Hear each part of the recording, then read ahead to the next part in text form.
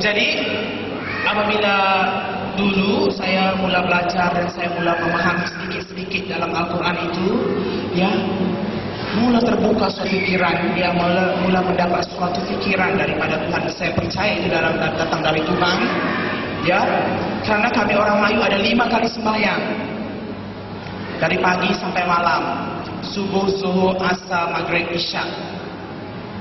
Dalam 5 kali sembahyang bacaannya sama saja. Dalam 5 kali sembahyang diambil dari buku pertama dalam Al-Quran, namanya surah Al-Fatihah. Malam hari ini kalau tak kenal Al-Quran saya ada bawa. Ya, memang tak tahu baca, saya bacakan nanti. Ya, jadi diambil dari buku pertama dalam Al-Quran. Itu namanya surah Al-Fatihah. Al-Fatihah bermaksud pembukaan. Saya bacakan sedikit pada kamu semua. Memang tak paham, bapak paham saja. Bismillahirrahmanirrahim.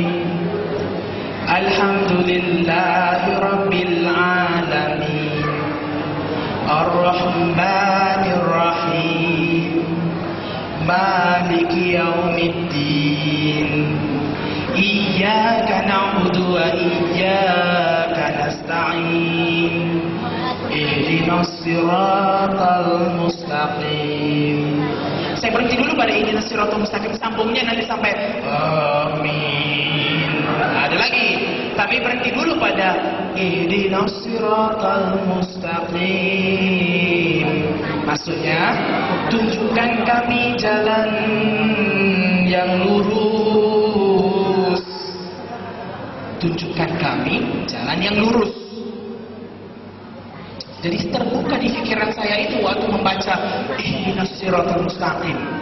Ya, kalau Nabi Muhammad 1400 tahun yang lalu membacakan ayat yang sama, samalah keadaannya macam saya sekarang.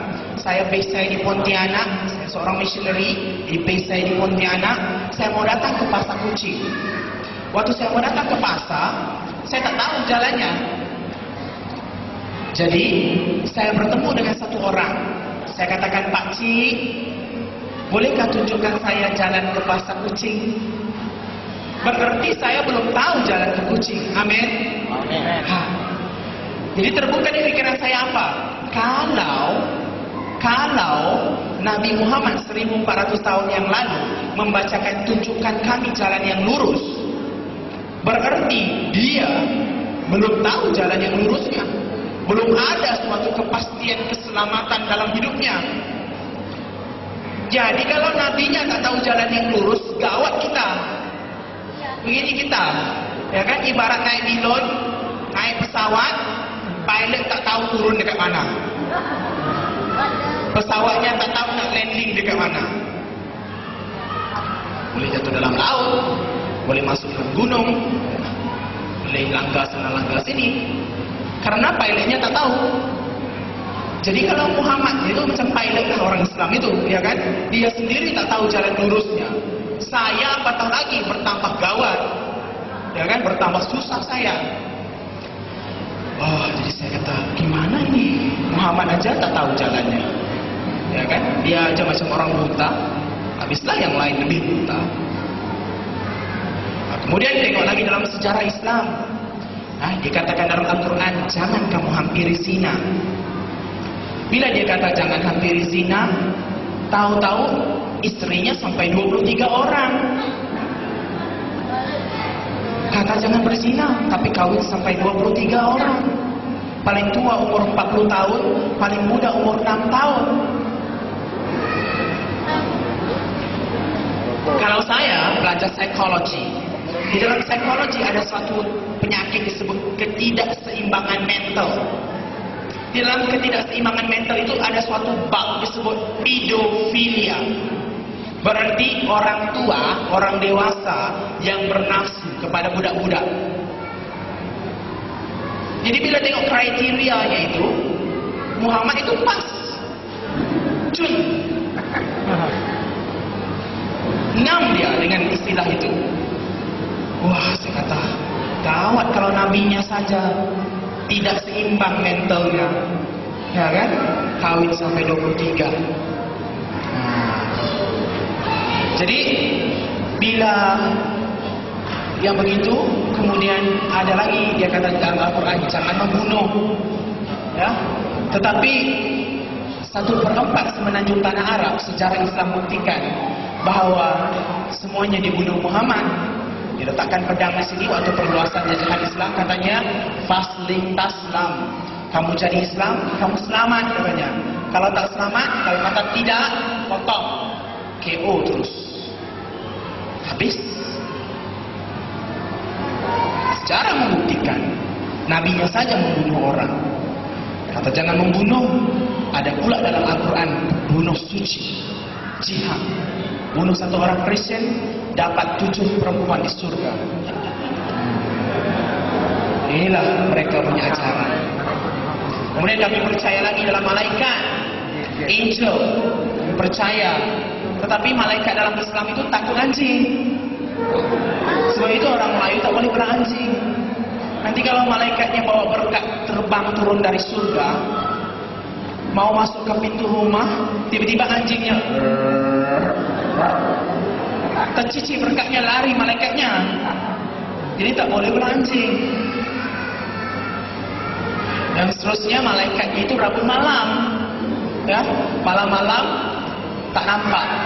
Jadi 7 hari sebelum hari raya semua orang Islam, orang Melayu pasang pelita, ya, malam 7 liko. Karena dia kata malam itu adalah malam turun berkat. Di semua pasang pelita. Kalau tidak, tak ada lampu itu, malaikat salah mendarat nanti. Berkat tak sampai, malaikatnya terlanggar tiang elektrik lah, konon-konon itu. Dia tak sampai berkatnya. Jadi banyak sangat yang pelik-pelik, yang aneh-aneh, ya, yang bodoh-bodoh, ya, yang diajar oleh orang-orang itu. Jadi bagaimana? Kemudian ada lagi dalam Islam lahir kembali, lahir baru. Ya, dalam Kristen ada reborn. Apabila kita percaya kepada Yesus, maka hidup kita dijadikan ciptaan yang baru, lahir kembali kita. Tetapi dalam Islam tidak ada reborn, tidak ada istilah lahir kembali itu. Jadi Muhammad melihat orang dah berdosa sampai 60 tahun, 50 tahun, 40 tahun jadi Islam, bagaimana nak ampun dosa balik? Oh, teringat dia lahir kembali. Tapi konsepnya berlain dengan konsep kita orang Kristen. Dibikinnya di Mekah, satu batu hitam, diukir bentuk, maaf cakap, woman secret part, ya, alat sulit orang perempuan. Apa yang dibikin? Buat lubang, diukirlah persis gambarnya, sama gambarnya. Orangnya semua pergi masuk kepala dalam lubang itu. Waktu musim haji. Jadi bila masuk kepala, keluar dari kepala itu, keluar dari lubang batu hitam itu disebut hajar aswad. Batu itu hajar itu batu, aswad itu hitam, keluar. Dan imam pun pegang kepala, katanya kau sudah tahir, kau sudah suci, dosamu diampun. Cukup kepala. Karena dia kata setiap bayi yang lahir tak ada rambut. Jadi sebab itu orang Melayu balik Mekah semua kepalanya botak. Lepas sudah botak, kamu tanya lagi, apa yang kamu tengok di Mekah? Dia diam saja, tak boleh cakap. Kamu orang kafir, saya orang Islam. Padahal dia pun malu juga tak cakap, ya kan? Terlalu sensitif sangat, ya. Jadi inilah semua yang diajar Islam. Ada lagi cara melontar di Mekah. Menurut Islam di atas itu surga, di bawah itu neraka. Jadi ada tiang-tiang disebut jamrah, ya, ada 3 tiang jamrah itu digambarkan dengan setan. Maka mereka melontar batu ke tiang itu. Maka dia katakan semua batu itu akan jatuh terus ke neraka. Padahal apa yang Arab Saudi buat? Ditipu kerajaan Arab Saudi, dia letak lori di bawah, ya kan? Bila batu itu dibalik, batu itu masuk dalam lori, lori penuh, lori jalan. Orang Islam pula kata apa? Semua batu kami sudah masuk ke dalam neraka, sebab itu tak bertimbun batunya. Padahal semua sudah ditipu. Nah inilah, ya, taktik politik, penipuan, ajaran-ajaran yang pelik-pelik dalam Islam. Dan Islam lagi percaya kepada jin. sampai 1